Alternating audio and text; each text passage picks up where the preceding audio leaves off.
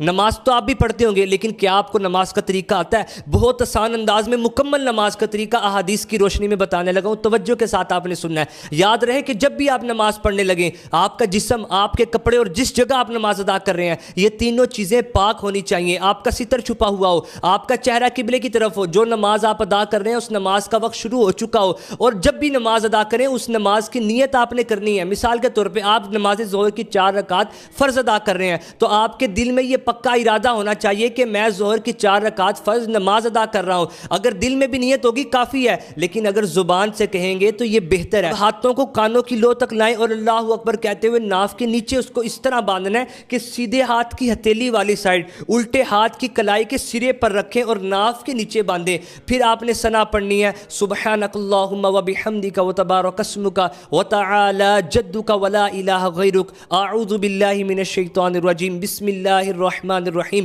اب سورہ فاتحہ پڑھنی ہے۔ کئی لوگ غلطیاں کر رہے ہوتے ہیں، توجہ کے ساتھ آپ نے سننا ہے۔ الحمدللہ رب العالمین الرحمن الرحیم مالک یوم الدین ایاک نعبد و ایاک نستعین اہدنا الصراط المستقیم صراط الذین انعمت علیہم غیر المغضوب علیہم ولا الضالین۔ پھر آہستہ آواز میں آمین کہنا ہے۔ پھر بسم اللہ الرحمن الرحیم پڑھ کر قرآن پاک کی کوئی سی 3 آیات یا کوئی چھوٹی سورت پڑھ لیں۔ بسم اللہ الرحمن الرحیم، قل هو اللہ احد اللہ الصمد لم یلد ولم یولد ولم یکن لہ کفوا احد۔ پھر رکوع میں چلے جائیں اور رکوع میں آپ کے دونوں ہاتھ آپ کے گھٹنوں پر ہونے چاہیے۔ پھر آپ نے 3 مرتبہ یہ تسبیح پڑھنی ہے، سبحان ربی العظیم۔ 3 مرتبہ پڑھنے کے بعد آپ سیدھے کھڑے ہو جائیں اور ہاتھوں کو چھوڑ دیں، اور پھر آپ نے اگر اکیلے نماز پڑھنے ہیں اللہم ربنا ولک الحمد، اس حالت کو کوما کہا جاتا ہے۔ پھر آپ سجدے میں چلے جائیں، اور بڑا اہم مسئلہ بیان کرنے لگا ہوں، جب سجدے میں جائیں پہلے اپنے دونوں گھٹنے رکھیں، پھر ہاتھ رکھیں، پھر ناک اور پیشانی کو رکھیں اور ناک کی ہڈی کو آپ نے جمانا ہے، اور سجدے کی حالت میں آپ کے پاؤں کی انگلیوں کا پیٹ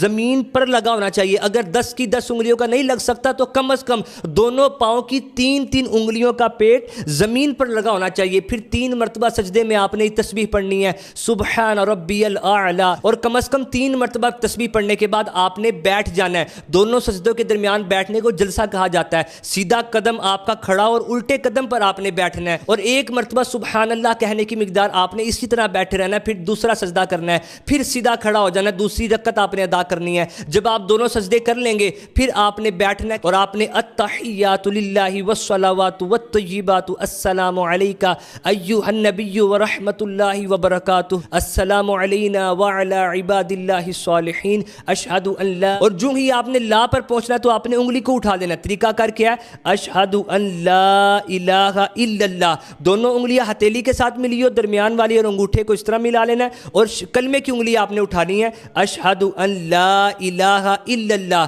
پھر آپ نے آگے پڑھنا ہے اشہد ان لا الہ الا اللہ واشہد ان محمدا عبدہ ورسولہ۔